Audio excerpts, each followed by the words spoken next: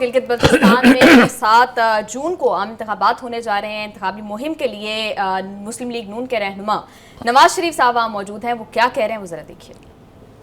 ملک چھوڑ کے باہر جانا پڑا, کیوں جیلوں میں ڈالا گیا؟ مجھے آپ نے دیش نکالا کئی دفعہ دیا ہے, مجھ سے گلا نہ کرو, قصور آپ کا بھی ہے. جو میں نے حلیہ دیکھا ہے یہاں پہ سڑکوں کا, میں بیان نہیں کر سکتا. بہت دکھ ہوا ہے کہ جس گلگت کو میں جانتا تھا وہ گلگت کہاں ہے. سڑک ہم نے مانسیرا سے شروع کی اور تھاکوٹ تک تو بڑی اچھی بن گئی ہے, لیکن وہ بننی تھی یہاں گلگت تک, کیوں نہیں بنی؟ نہیں, اس علاقے کو کیوں اتنا اگنور کیا, نظر انداز کیا؟ یہاں ہسپتال بنائے تو ہم نے بنائے, بجلی کے کارخانے لگائے تو ہم نے لگائے, ہائیڈل پاور پلانٹس کس نے لگائے؟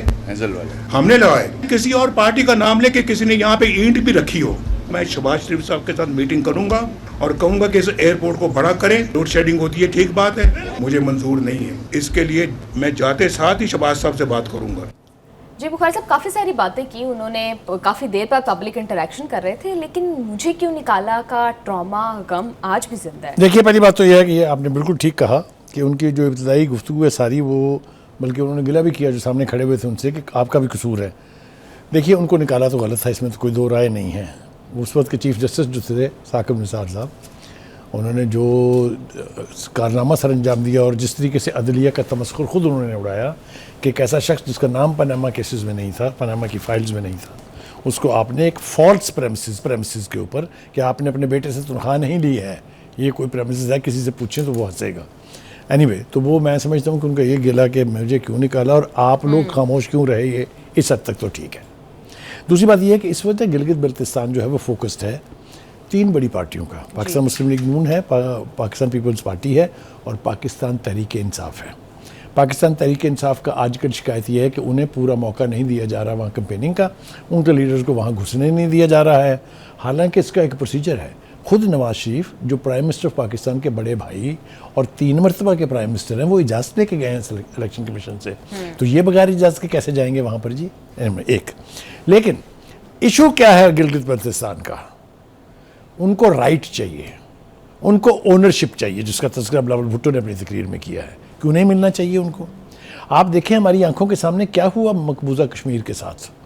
ایک آرٹیکل کو ریووک کر کے انہوں نے ڈسپیوٹڈ ٹیریٹری, جس کے بارے میں سیکورٹی کونسل کے اندر ریزولوشنز پڑی ہیں, ہڑپ کر لیا اس کو. یہ 2 علاقے جو ہیں آزاد کشمیر اور یہ ناردرن ایریاز, یہ اسی ڈسپیوٹڈ جگہ کے علاقے ہیں جن پر ہمارا کلیم ہے, جن پر کشمیری خود کہتے ہیں کہ ہم پاکستان کا حصہ ہیں.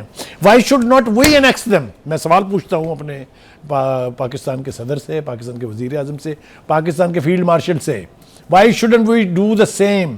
What is stopping us? کیونکہ ان کو جب تک آپ رائٹس نہیں دیں گے, ان کو ایکول سٹیٹس نہیں ملے گا لائک پاکستانیز, ان کی کمٹمنٹ اپنی سرزمین سے, اپنے حکومت سے, وہ ہو ہی نہیں سکتی. بالکل.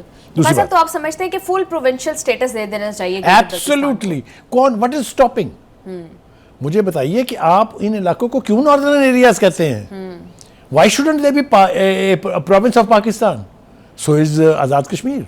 آپ کی آنکھوں کے سامنے ہڑپ کر گیا وہ مقبوضہ کشمیر کو constitutionally. What is stopping us? ہمارا تو کلیم اس کے اوپر بھی ہے. We can make them part of us and still fight for the occupied Kashmir, کہ وہ ہمیں ملنا چاہیے. یونائٹڈ نیشن کے اندر فل ڈپلومیسی کرنی چاہیے. اس وقت ہماری ہر جگہ واہ واہ ہو رہی ہے, اس کا ہمیں 2 3 4 5 کام کر لینے چاہیے. کشمیر کے مسئلے کو یونائٹڈ نیشن کی سیکورٹی کونسل پر دوبارہ لا کے اس کا کوئی حل ہونا چاہیے. جو ایران گیس پائپ لائن قربان ہو گئی امریکہ کے انٹرسٹ کے, اس کو ریزیوم کرنا چاہیے. اور اس نوعیت کے جتنے بھی معاملے ہیں, مثال کے طور پر انڈس واٹر ٹریٹی جو ہے, ہمارے حق میں فیصلے ہو گئے ہیں لیکن امپلیمنٹیشن نہیں ہو رہی ہے. ابھی حال ہی میں اونلی فیو ویکس بیک پھر سے انڈین واٹر ٹریٹی جو ہے, انہوں نے کہا کہ نہیں, یہ جو حق ہے پانی کا یہ پاکستان کا ہے. How can India stop it? Why shouldn't we پر ریکویسٹ دا ورلڈ کمیونٹی, وہ لوگ جو انفلوئنس کر سکتے ہیں بھارت کو, وہ انسٹیٹیوشن جو اس کے ذمہ دار ہیں, ورلڈ بینک ہے, ان کے ذریعے, تاکہ ہم اپنا حق لے سکیں.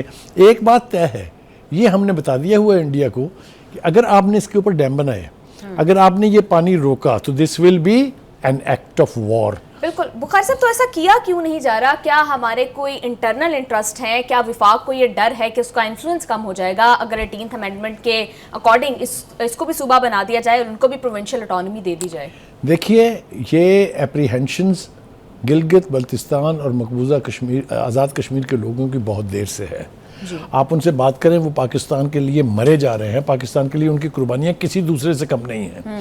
گلگت بلتستان کے لوگ جو ہیں، آپ دیکھیں آپ کی آرمی میں کتنے ہیں. بالکل ٹھیک ہو گیا. بخاری صاحب، کبھی بھی پاکستان کے اندر الیکشنز ہوتے ہیں تو سب سے پہلا سوال تو میرا خیال ہے یہی ہونا چاہیے کہ بخاری صاحب فیئر الیکشنز ہوں گے بھی، یا یہ بھی فارم 47 کی ہی گورنمنٹ بنے گی یہاں پر بھی؟ دیکھیے، یہ فارم 47 والا جو عقدہ آپ لے کے آئی ہیں، یہ ایک خاص جماعت کے ساتھ جڑا ہوا ہے. I don't want you to be attached to that.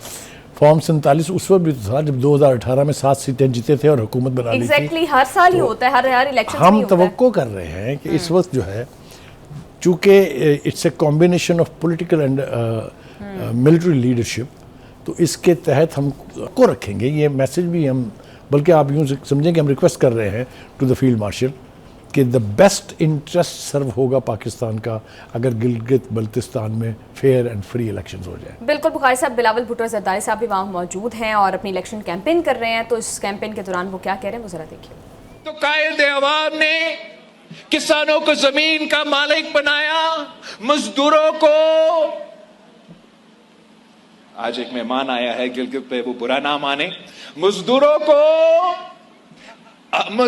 کو مالک بنایا، ملوں کا مالک بنایا، تیر پہ مہر لگائیں گے، پیپلز پارٹی کی حکومت بنائیں گے تاکہ میں آپ کو حق میں دلوا سکوں، تاکہ میں آپ کو حق مالکیت دلوا سکوں، تاکہ میں آپ کو حق روزگار دلوا سکوں.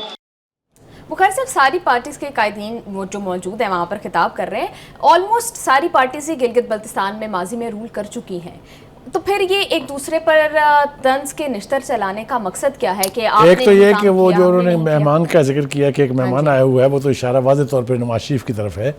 آبویسلی مرکزی حکومت میں دونوں پارٹنر ہیں، عام ہیں، یہاں پر بھی 2 دفعہ مشترکہ حکومت بھی کر چکے ہیں.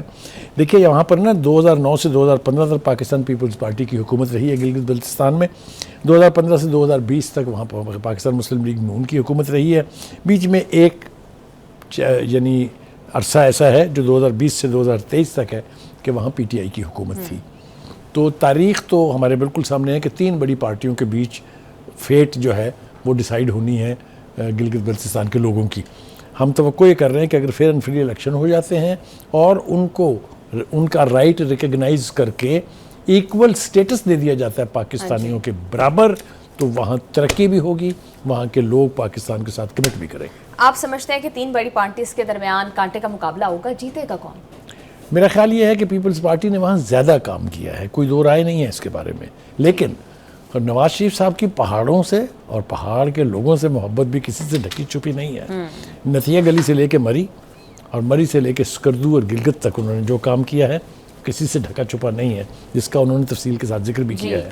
تو یہ دونوں ہی اگر مل جائیں کسی طرح سے تو اکٹھے مل کے تو میرے خیال سے 4 چاند لگ جائیں گے اس علاقے کو. بالکل.